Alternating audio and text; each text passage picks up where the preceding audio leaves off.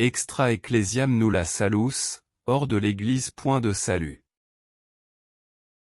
Le Christ, Verbe de Dieu fait homme, fut incarné pour accomplir la promesse de l'Ancien Testament. Puis nous permettre d'accéder à la rédemption, en lavant nos péchés de son sang. Il transmit les enseignements de ce Nouveau Testament aux apôtres, eux-mêmes guidés par l'Esprit Saint. Enfin, il bâtit la Sainte Église catholique et apostolique, son corps mystique, source de toute grâce sanctifiante, avec son premier vicaire, le bienheureux Saint Pierre. Ainsi Jésus, Verbe de Dieu, a laissé aux hommes le moyen de sauver leurs âmes par son Église, son corps mystique. Avec les apôtres, Saint Pierre fut chargé de transmettre l'enseignement de notre Seigneur, il devint le premier pape de l'Église catholique et apostolique, le saint vicaire du Christ sur terre. Comme promis par notre Rédempteur, ils furent inspirés et éclairés par le Saint-Esprit descendu sur eux à la Pentecôte, ainsi guidés, ils ne purent ni se tromper, ni nous tromper. Cet enseignement apostolique, le catéchisme catholique, nous aide à nous élever chaque jour un peu plus et avec persévérance vers Dieu en ouvrant nos âmes à la grâce sanctifiante.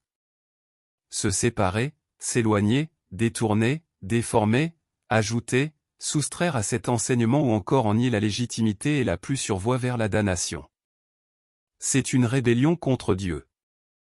C'est imiter Lucifer, l'instigateur du chaos, le déchu, l'adversaire, qui pousse à sa suite les hommes vers la chute et le néant.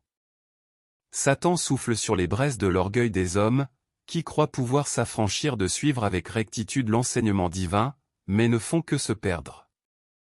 Le jour du jugement, il ne suffira pas de se prétendre du Christ pour être sauvé, les hérétiques protestants, les modernistes, les schismatiques et autres sectes qui ont tourné le dos à Dieu, qui dupés par Satan dans une inouïe arrogance se pensent plus aptes à comprendre le message des évangiles que les clercs catholiques guidés par l'Esprit Saint, entendront à leur jugement ces paroles de notre Seigneur relatées par l'apôtre Saint Matthieu.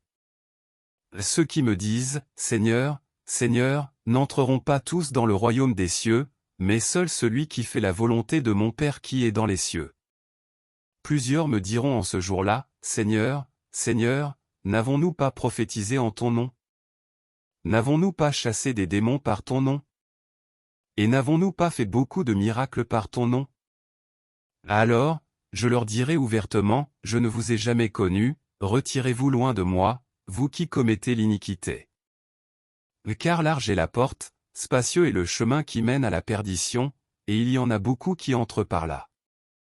Mais étroite est la porte, resserré le chemin qui mène à la vie, et il y en a peu qui les trouvent. Alors pour votre salut, et en toute humilité, abjurez vos hérésies, tombez les écailles de vos yeux et convertissez-vous en implorant la miséricorde de notre Seigneur. Souvenez-vous aussi de ces paroles, demandez, et vous recevrez, cherchez, et vous trouverez, frappez, et l'on vous ouvrira. Que la gloire du Dieu Tout-Puissant repose sur votre tête. Que Jésus-Christ habite dans votre cœur. Et que l'Esprit Saint éclaire vos pas. Ainsi soit-il.